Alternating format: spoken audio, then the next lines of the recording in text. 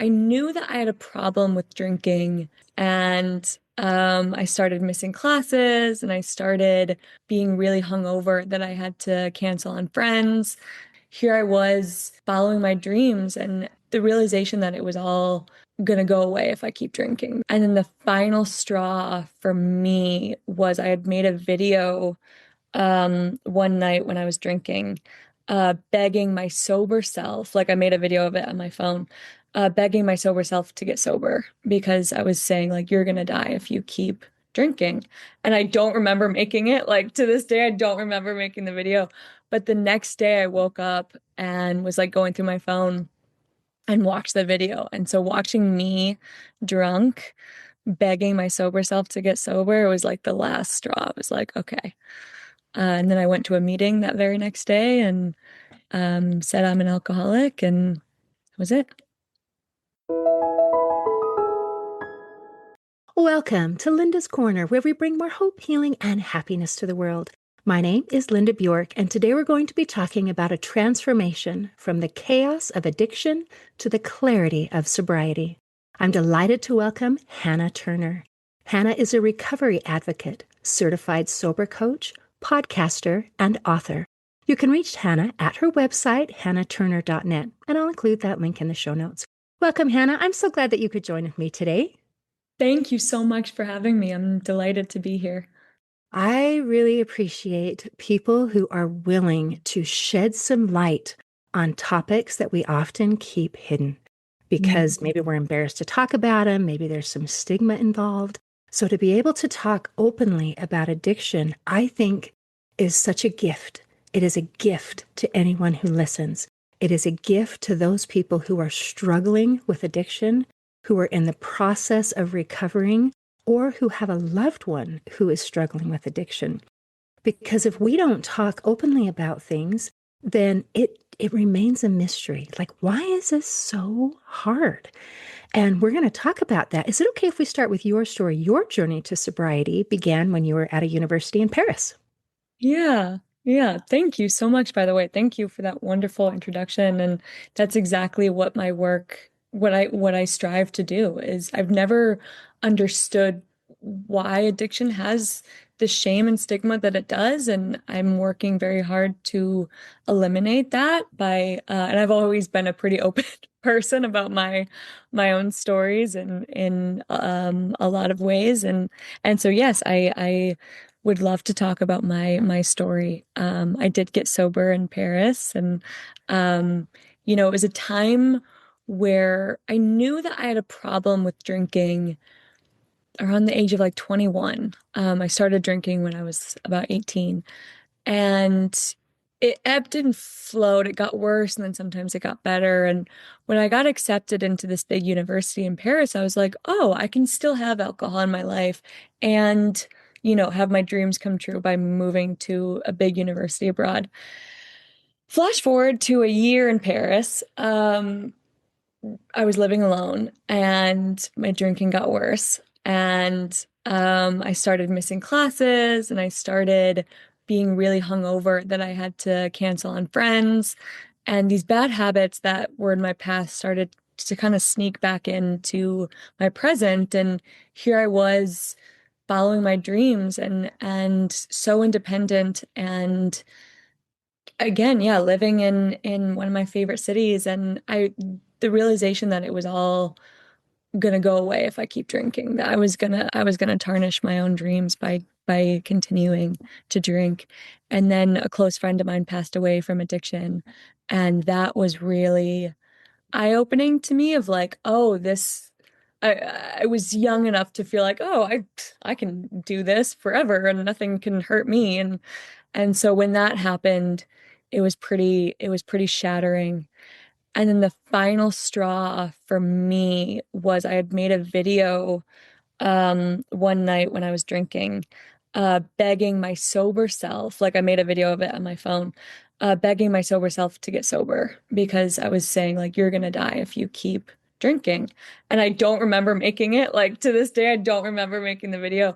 But the next day I woke up and was like going through my phone and watched the video. And so watching me drunk, begging my sober self to get sober. It was like the last straw. It was like, okay. And then I went to a meeting that very next day and said I'm an alcoholic, and that was it. Wow. Okay, that is amazing. I am so proud of you for making that decision at a young age to be Mhm. able to get out of it before it controls your life completely. Um, Mhm. there are a lot of people who don't have that wake up call or don't accept the wake up call. What an amazing thing that in a state of being drunk, you were able to create a video and say, "This is not good for me." To recognize even when you're in it, this is not good for me. That's I have never heard that before. That's amazing. Thank you. Thank you. It shook me. I think because it was so, it still gives me goosebumps. I think because it was so profound and like I had never, like, I, and like you can hear it from so many other people.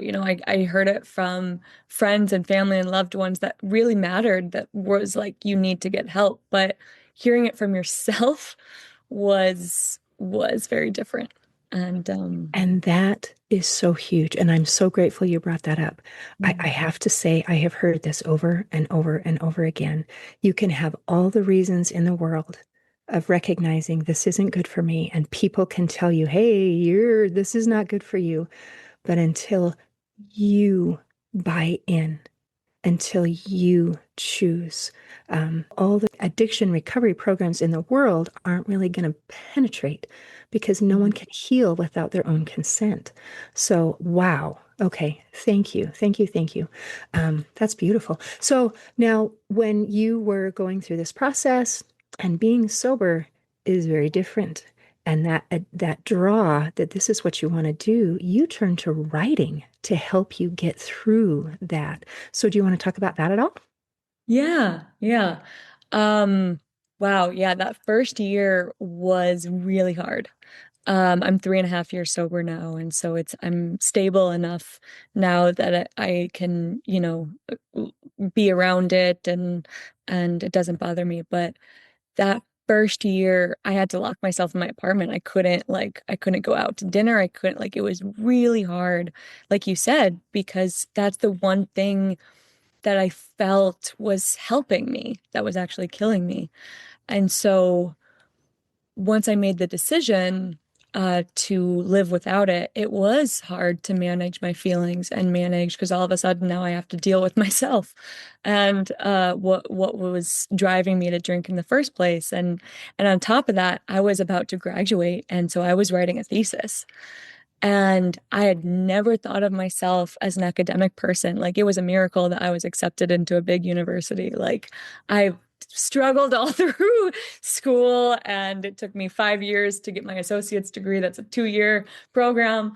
It like I never considered myself an academic. So here I am as a gender studies major in the University of Paris, writing a thesis, like a research paper, on Betty Ford and her addiction.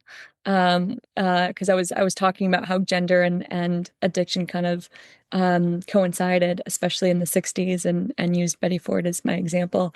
And all these big texts that I was reading and like big research papers, I was like, I want to drink. And I'm reading about how Betty Ford was an addict. And I was like, wow, I could really go for a drink right now. And I channeled all of those feelings into poetry and into writing. And I wasn't expecting it to turn into a book, but it was just a way of processing these extreme emotions. But by the time I was done with my thesis, I had like 30 poems. I was like, oh, this is kind of cool. And so I reached out to a creative writing teacher of mine from the past, and she loved the idea, and she's like, let's turn this into a book. And I wrote a few more and edited them and sent them off to a publishing house, and here we are now. Congratulations. That's beautiful. You Thanks. turned something hard into something beautiful. And I think that really is a source for our creativity. When something comes from the heart, you can feel it and it's Mm. real. And it helps resonate with someone else who has experienced something like it. So well done. Now, you brought up a couple things here that my brain is just like so excited to talk about. There, and I'm going to say three things that we've talked about and then pull it together. One is what with a question we've discussed about why. Why is addiction? Why is there a stigma at all? And another thing, well, I'm going to answer that to my way of thinking.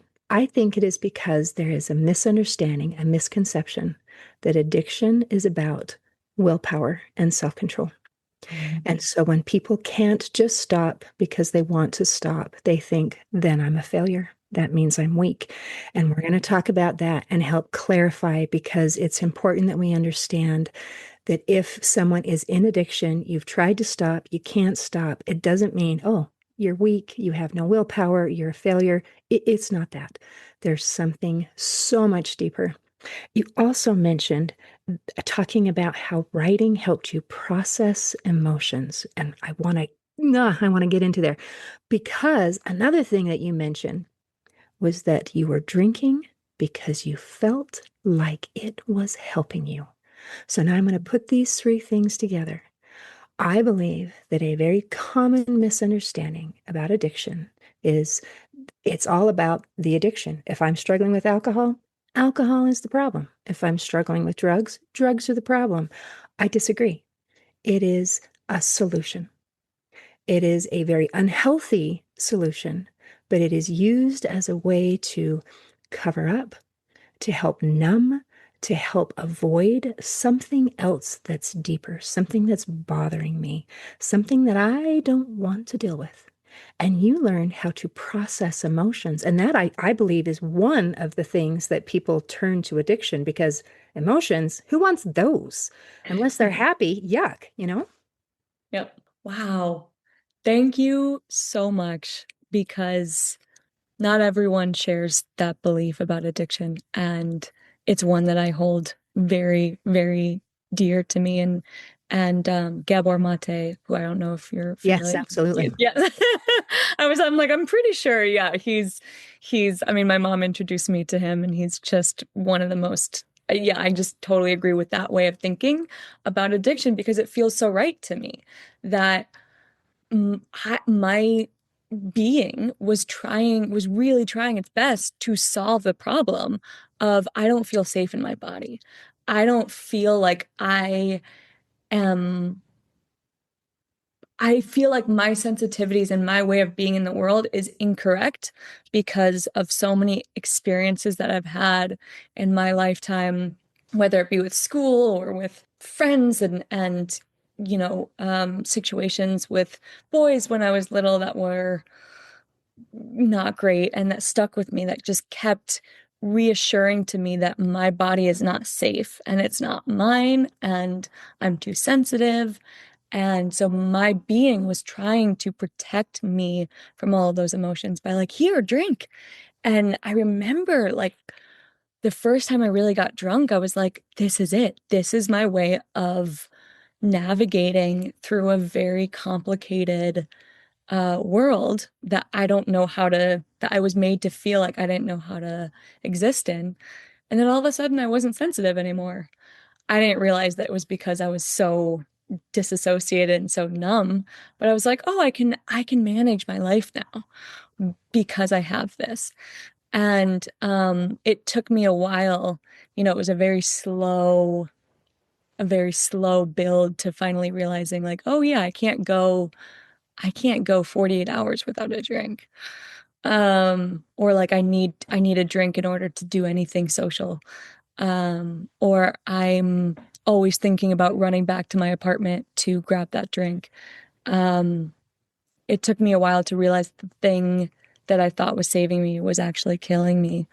And um, and writing, yes, writing um really was a powerful tool because ever since I was little, like way before I started drinking, I think words and communication has always been hard for me, like verbal, and you know, expressing these complex emotions and how I feel I can get stumbly. I'm gotten a lot better, but written word has always come clearer to me, and I can feel more expressive and flowing, and it just feels like a clearing is happening when I'm writing. And so it felt like very natural to go into writing with all these feelings of wanting a drink in my early sobriety. And then to your point of stigma, I could not agree with you more because so many people have told me, not trying to be mean, but oh, you just can't handle it. Like some people can handle it, you just can't. I'm like, no, that's not. And trying to be nice, of like trying to understand what addiction is by saying you just can't handle it. And I'm like, okay. I think like it's such a hard thing to hear, because it does kind of go along with that old-fashioned belief of like there's something wrong with you, and comes down to willpower, like, and yeah, I tried to moderate, and that did not work. Because I wasn't drinking because I wanted a drink. I was drinking to numb. So one was not satisfying. 10, maybe 20, maybe. Um, so I don't want to get too off topic now. I feel like I'm No, no, rambling. I'm enjoying all of this. Everything that you're saying, I can just imagine someone listening thinking, oh my gosh, I felt the exact same way. The comment that you brought up of you just can't handle it is just fascinating and it's just running through my head. So now it is again part of our, I think, social stigma. And we even see it like in movies, like in Raiders of the Lost Ark, how cool the girl is because she can outdrink everybody else. And that if you can drink more and you can handle it, I'm going to put some air quotes around that, then that makes you cool. You are tough. You are strong. You are better than, the masses. It just puts you a cut above. And that is a social stigma in that. Can you handle it? Um, and I'm going to disagree with that. I don't think it's a good thing. I don't think it's a healthy thing, to try to drink somebody else under the table, although it is a pretty funny in that movie. Um, that we have to be able to be strong enough to let go of and other people's perception. And Mm, that's a tricky thing to be able to do because we can't necessarily change their mind. We have to just say, well, according to your understanding, I can see where you're coming from. But mm. from my understanding, uh, I know you're wrong. I know that this is a better way. And we're just going to agree to disagree. Yeah. Yeah, exactly. Exactly. I love what you said about social media too, because for me it was Sarah Jessica Parker in Sex and the City. I wanted a Cosmo. I thought that that was the epitome of the cool girl. And what came up for me when I was hearing you say that, and that's so frustrating, is she's actually sober in real life. She doesn't drink. And it's like, oh, like these beautiful women who like, and it's not their fault. It's we live in a culture to make that look attractive. Like she's at the bar with her Cosmo and her cigarette. She does not smoke or drink or like, but I thought I looked like her too. I thought that when I went to a bar, I looked like her. And so that was also a really profound thing to see that video of me begging myself to get sober. I did not look like Sarah Jessica Parker. I looked very sad and like a wet rat. So I think that needs to, and it's starting to change of like what's considered cool. I think Gen Z is really starting to drink a lot less by choice, and more research is coming out about the dangers of alcohol. But this idea of it being cool, and being pretty and being, yeah, I loved what you said about like the woman can outdrink the guys. I had so much pride, and I can take down a bottle of tequila in one night. I had so much pride about that. And there's nothing to feel proud about with that. That's really, and even some of my friends were like, maybe you don't want to be too proud about that. But, But it anyway. matches. It matches the social and idea. And I loved what you talked about with Sarah Jessica Parker, how the movie version of what that looks like is so cool, but it's not real. the real version of addiction, the real version is is painful. It Mhm. is sad. It leaves you with regret. And that's I don't know, there's just a better way to live. Yeah. Yeah. So, okay. Now, one of the things I checked out your website and I enjoyed reading several of the articles. And you had Mhm. a beautiful article in there about being hypersensitive. And you've alluded to it a few times here. But is it okay if we just start at the beginning and say pretend like people have no idea that this is anything that you've dealt with? What was it? What did it feel like? And at what point did you realize, gosh, this is am I broken? Is there something wrong with me? Hmm. Starting from, I'm just deciding how far back I want to start. Like when I was born, but but when I was in school, I had a hard, I had a speech impediment, so I had a literal hard time speaking, and when I didn't realize that that was a bad thing until we watch how others respond to us to kind of see how we should feel about it. And it made a lot of people uncomfortable and kind of sad for me and feel like they needed to talk for me and so I definitely felt very insecure about that. And going through school, um, elementary school, middle school, even high school, I definitely struggled with school. It hurt. I was overly sensitive, or I was told that I was overly sensitive about Mm, it. Like don't be so emotional. Don't be so insecure. Don't feel things so much. I felt so much. I felt so much excitement over happy things and so much pain about sad things. And my physical body has always been very sensitive as well. Like I talked about in that article, like as a kid, I remember these fancy dress pants that my mom got me that you could kind of feel the lining on the inside, and I couldn't wear them. couldn't stand it. Right? My mother was like, no, no, no, get them off, get them off. Um, so I've always like little things like that. Or like in the article, I stepped on a snail and killed it when I was little and just cried and cried and cried. I feel things in such a real way and and have been made to feel like something's wrong with me since the get-go with school and with being over emotional and being so I but there was something so pure about the way that I felt. I did feel so happy and excited and like I would jump when I was so happy. Like I would literally jump and like this is all through like middle school, like as as like a 13-year-old. And so I would get teased for that. And there was something so pure about it. And then of course I'm the biggest crier in my family. And so I have strong emotions both ways.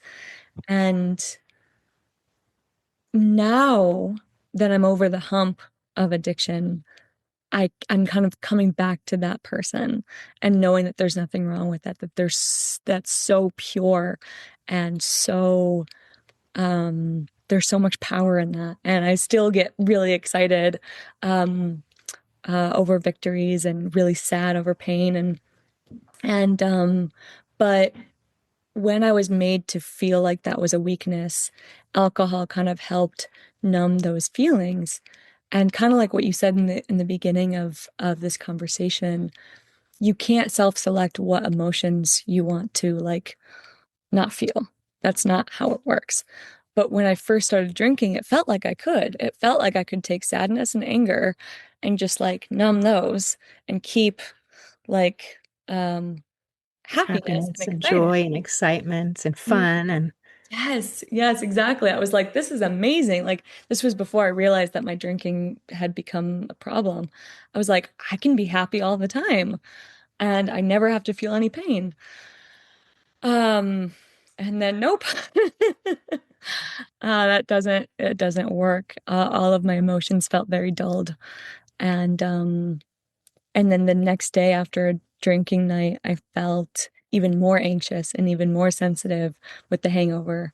And then it just made me want to drink again and keep that cycle going.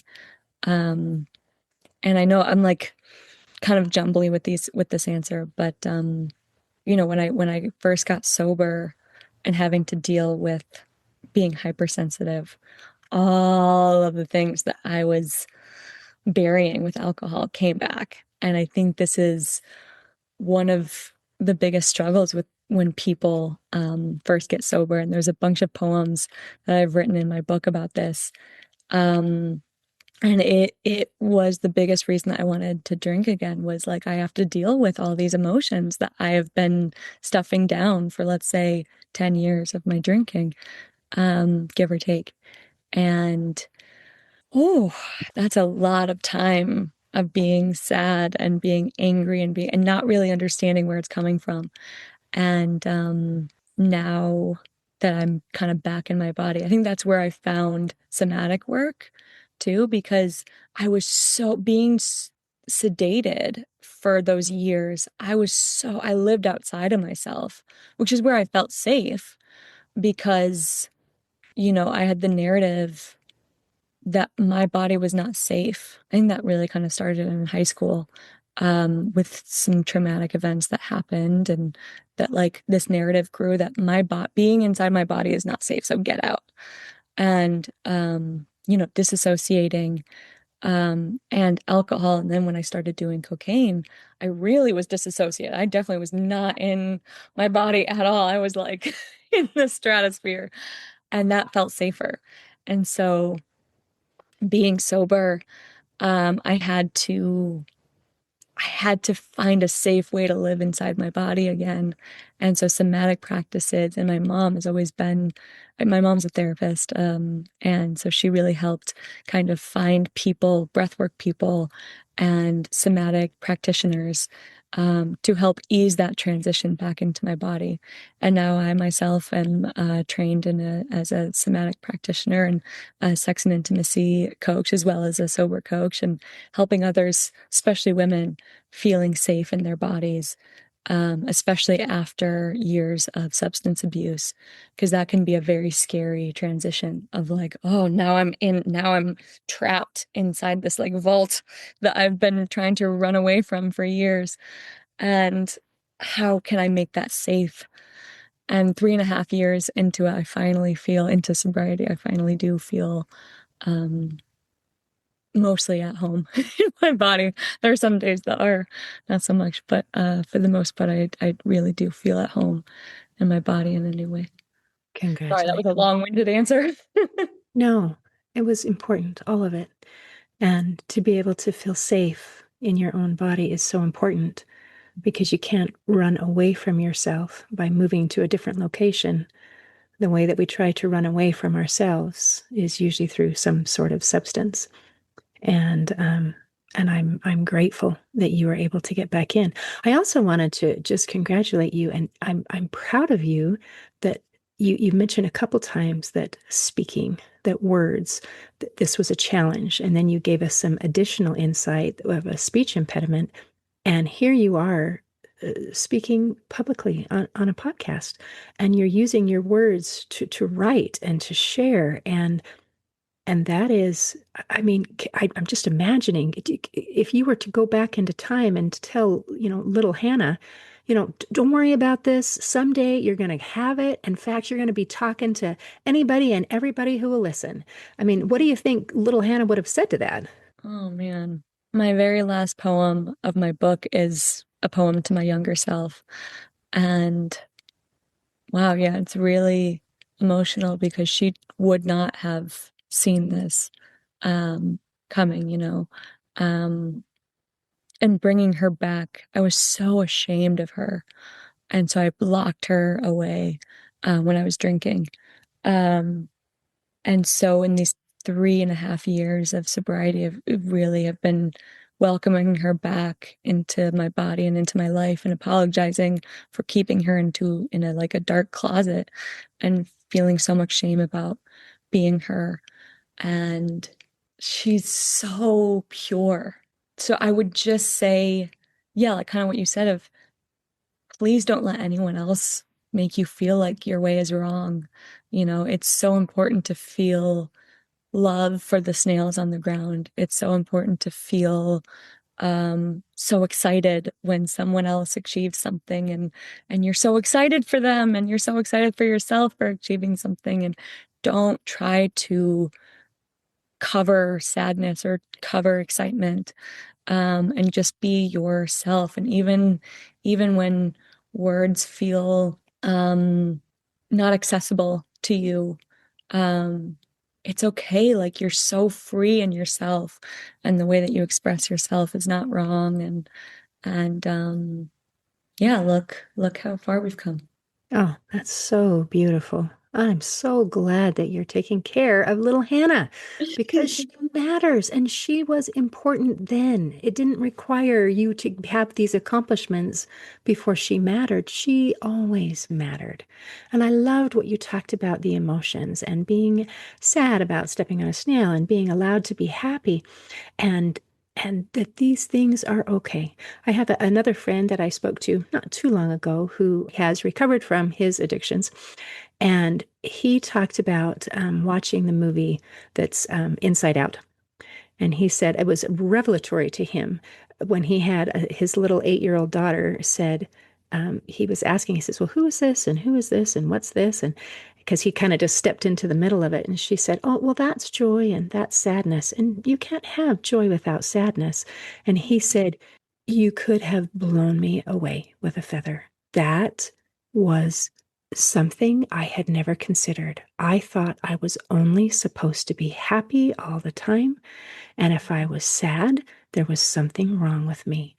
And that helped him to be able to again process his emotions. And that was to not be ashamed that he had them in the first place. That is one of my favorite movies that I've ever seen. And for it to be a children's movie, and like, wow, I really felt that. Um, that is amazing because they did a tremendous way of showing, like, because Joy in the beginning wanted sadness out, wanted to be like, I want to keep my human safe. So the only way to keep her safe is to only feel joy and Right. like go away sadness. And then throughout, yeah, the movie, to realize that you do need both, in order to feel, I don't know, like whole, like I feel To be so, whole. yes, exactly. Exactly. That's, Yeah. oh, fantastic. Okay. I've loved every minute of this. Is there anything else that you want to make sure that we cover before we close today? Mm. Just that no one is alone, and that, my hope in my coaching work, and also my writing this book and my somatic work, is to really let people know that they are not alone, and that we all have similar stories. I've never ever heard one of my clients tell me a story that I can't relate to in some way. And so we're all individual, but we're all human, and this is the human experience, and there's nothing to feel ashamed about. And yeah, if you'd like to contact me on my website, hannahturner.net, or Instagram, The Clarity of Chaos. And my book will be out in June this year. And yeah, thank you so much for having me. This is really wonderful. Oh, thank you. And thank you for the light that you share today. Very important. Thank you. In closing, I'd like to share a quote by Anne Fletcher. She said, nobody stays recovered unless the life they have created is more rewarding and satisfying than the one they left behind. Today, I invite all of our listeners to create a rewarding and satisfying life. See you next time on Linda's Corner. Thanks for tuning in to Linda's Corner podcast. If you enjoyed this episode, please subscribe and share it with your friends to help us inspire even more listeners. Be sure to visit hopeforhealingfoundation.org for free and affordable resources to help you overcome life's challenges. And explore healingbreathworkdetox.com, where you'll find transformative tools for deep inner healing and lasting change. Also, don't forget to check out my books, Crushed, A Journey Through Depression, and You Got This, an action plan to calm fear, anxiety, worry, and stress. Your journey to hope, healing, and happiness starts here.